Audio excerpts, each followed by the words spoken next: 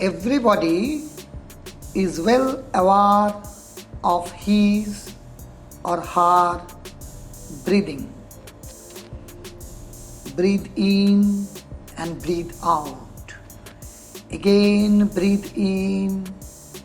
Can you stop or imprison the breath that has entered in your body?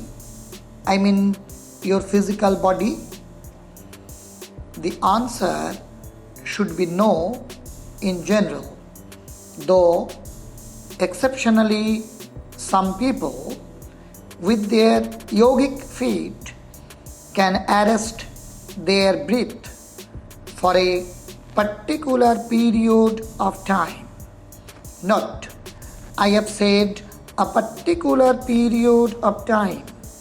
Yes, a period of time, because the real yogis can hold on their breath for more than a minute or 2 or 3.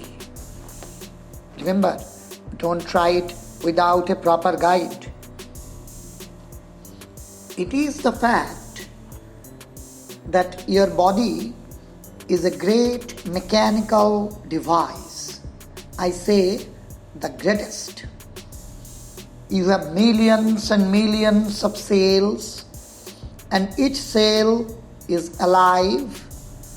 So you are a big city of 70 million cells. That is, there are 70 million citizens inside you, and the whole city is running very silently, smoothly. Every moment the mechanism is working. The mechanism is very complicated. These techniques will be related at many points with the mechanism of your body and the mechanism of your mind. But always the emphasis will be on those points where suddenly you are not part of the mechanism. Remember this. Suddenly you are not part of the mechanism. There are moments when you change gears. For example, in the night when you drop into sleep, you change gears, because during the day you need a different mechanism for a waking consciousness. A different part of the mind functions. In the morning, when you are again getting up, the gear is changed. You are silently sitting, and suddenly someone says something and you get angry. You move into a different gear. That is why everything changes. If you get angry, your breathing will suddenly change.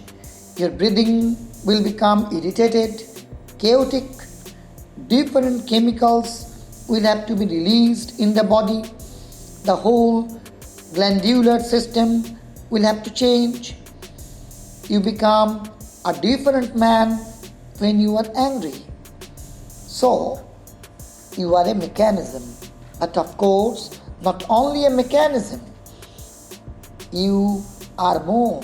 But the more has to be found. When you get into a gear, everything changes inside. When you change the gear, there is a turning. Remember, there is a turning when you change the gear. Be aware at the turn, but it is a very short turn. Very minute observation will be needed. Lord Shiva says, as breath turns from down to up, and again as breath curves from up to down, through both these turns, realize. And we are just without any observation capacity. We cannot observe anything. If I say to you, observe this flower which I give to you, you cannot observe it. For a single moment, you will see it and then you will begin to think of something else. It may be about the flower, but it will not be the flower. You may think about the flower, about how beautiful it is, then you have moved. Now the flower is no more. In your observation, your field has changed.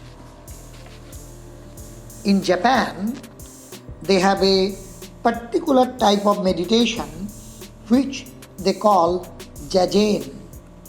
The word jagen in Japan means just sitting, doing nothing. No movement is allowed. One is just sitting like a statue, dead, not moving at all. Just watch your breath. The outgoing and ingoing breaths make a circle. Remember, these are not two parallel lines. We always think of them as two parallel lines. Breathe going in and breathe going out. Do you think that these are two parallel lines? They are not. Breathe going in is half the circle. Breathe going out is the other half of the circle. This we should do to make a conjugation of breath and mind. And that leads to the organic union of body and mind, a real mechanism of every human being.